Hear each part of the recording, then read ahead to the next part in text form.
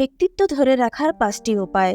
Number 1, অশালীন ভাষা ব্যবহার মানুষের ব্যক্তিত্বকে অনেক নিচে নামিয়ে দেয়। শালীন ভাষা ব্যবহারের মাধ্যমে নিজের ব্যক্তিত্ব ফুটে ওঠে।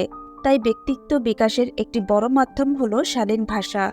নাম্বার 2, ছোট হোক বা বড় হোক তাকে তার প্রাপ্য সম্মান দিতে হবে। অনেকের ধারণা অন্যকে সম্মান দিতে গিয়ে সে নিজে ছোট হয়ে যাবে। এই ধারণাটি সম্পূর্ণ ভুল, বরং সম্মান দিলে তার সম্মান আরও দ্বিগুণ বেড়ে যায়।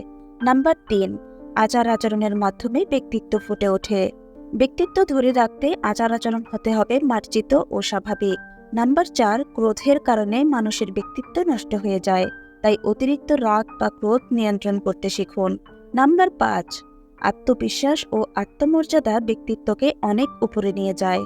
অন্যের ব্যক্তিগত বিষয়ে হস্তক্ষেপ করবেন না, কারণ একটু ভেবে দেখুন, অন্য কেউ যদি আপনার ব্যক্তিগত বিষয়ে নাক গলায় তাহলে আপনার কেমন লাগবে।